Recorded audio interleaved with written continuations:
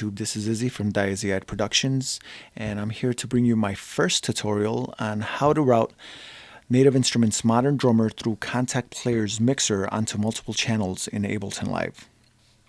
The reason I'm doing this tutorial is because when I ended up purchasing Modern Drummer, I realized that it was very high CPU intensive, and it worried me due to the fact that, if I wanted to work on, a song and needed to add, guitars and voices and, how many channels, I would want to just lay down for stereo channels and so forth. It worried me that the fact that it might peak out and, crash my computer. So I didn't want to do that in the middle of a session or anything like that. And, but I did a little bit of research and I came across Eric Tarr. He did a tutorial called Native Instruments Drum Mixing, which I think is a very informative tutorial on how to do the same thing for Pro Tools. And the reason he did it though is because he likes to use other Native Instrument compressors that Native Instruments offers, just so he could be able to design his sound on his drums to his liking. And I think that tutorial itself is very informative, it's very helpful, and it's how it helped me to know what I wanted to do with mine here in Ableton Live. So let's get started. Alright, so normally what you want to do is once you load your Kontakt player onto your MIDI channel, this is going to be blank, and I have Abbey Road Modern Drummer here, and what you want to do first is you want to go onto your output.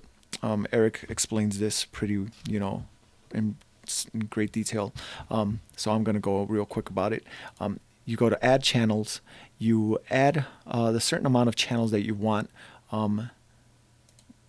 so they could actually mimic this mixer, which is the mixer that comes within Modern Drummer itself. So there's a mixer within Modern Drummer itself, and then there's a mixer within Kontakt Player. So this has 1, 2, 3, 4, 5, 6, 7, 8, 9. With the kit mics is 10, 11, 12, 13. So that's 13 mics, 13 channels there. So on the outputs, I made my channels, but I put down 16 channels, and actually I put down 17, because when you actually add your channels, they're going to be as stereo and with a numeration indicating how many channels you've actually laid down. So I put 17. This is just for extra, anything extra, because the reason I have all these channels is because Abbey Road Modern Drummer comes with two kits, the Sparkle kit and the White kit, and they have different options of with different instruments that you're capable of using. Also, you could use a lot of instruments within the actual white kit itself. If you actually go to the kit, you have the option of sticks, claps, a cowbell, and a little splash, and some really cool cymbal that looks like it's torn apart, but it just goes down and it has a cool sound to it. I'm not a drummer, so I don't really know what's the name of it, but for all the drummers out there, you guys know what I'm talking about. All right, so it comes by default with the solid G series of effects, which would be the solid GEQ, the transient master, the solid bus compressor, and the tape saturator, which I believe are great effects, but again, they are very CPU intensive. And another thing that's also very CPU intensive for some reason is the reverb that comes with this. I love reverb. It's obviously it gives you each space of what it is that to make it sound like where you're playing from. But what I do is I mute it, and that helps me out on ducking out on some of that CPU intensity that I suffer from. Just bear in mind, I'm running with 10 gigs of memory on my computer, so I still don't understand why it's doing that. But anyway, so once you do that, on your settings, and this is on the kit's mixer itself, under settings, these outputs are set by default to master, and they'll run into the master bus channel. But you want to start going by when you have them named on your actual output of Kontakt Player, you'll start setting them up that way through this. So the kick, you'll set it up with the kick channel on the output here, and they start routing. So you'll do that for all your channels, for your snare, your hat, your toms, clap, chops, overhead stereo, overhead mono, room stereo, room mono, and so forth. And again, you just want to make sure that on each of these channels you have all these effects turned off, because this is what kills your CPU. I'm going to play a groove, and it has it all, without it, and you'll see that it's not that intense. When they're all on, it's pretty much peaking like 40, 50, depending on how much what kind of a groove you're using. It could go to 60 to 80, and that's already just really super high. Just the fact that you're in 40, it's super high. And this is already looking high as it is, but it's still, because it does have such a huge amount of samplings in there, so you could get a nice clear sound. I think it's a great, simulator. Just the fact that when you have something playing like this, let me give you an example. You have this groove. You go to this little section here, you select that, and you just drag and drop your groove, and there you go. You have your groove indicating, what kind, like all the MIDI notes, and it's all in the MIDI information of your groove. And what's great about this is that you're capable of like actually working around and, just adding extra little clicks and rolls that you might want to do, or you could just play with what it is that comes by default and just do your own arrangement.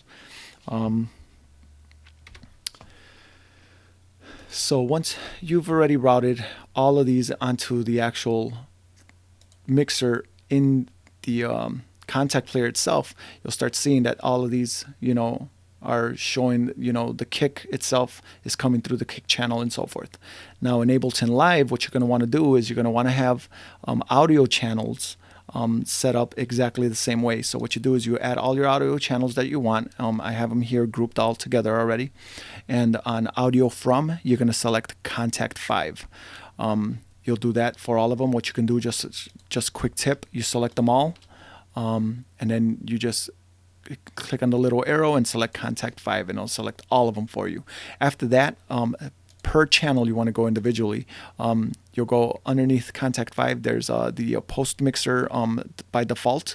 So you're going to select Kontakt 5 kick, snare, and so forth. I already did it for all my channels, and you could see that all the sounds for the kick, for the snare, and so forth, they're all coming through each appropriate channel. The overheads are coming up through here and everything.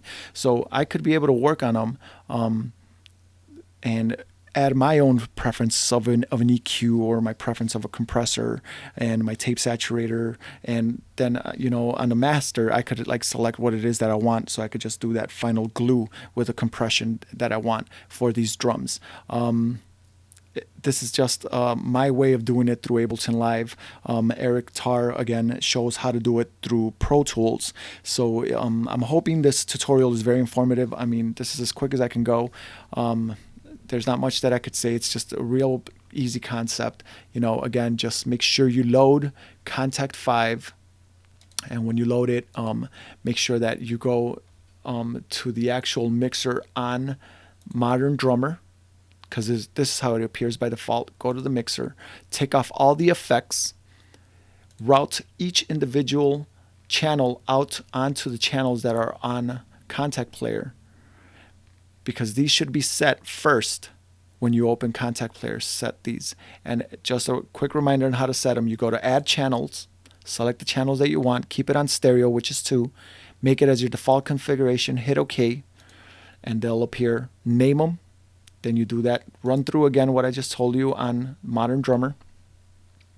And then you just put all these audio channels, and then you could group them. And you could I keep everything on a -3 dB, just so I know that nothing will ever peak. And, from there you could just work on a master channel, or, the Kontakt drum channel here, and work on your volume levels there.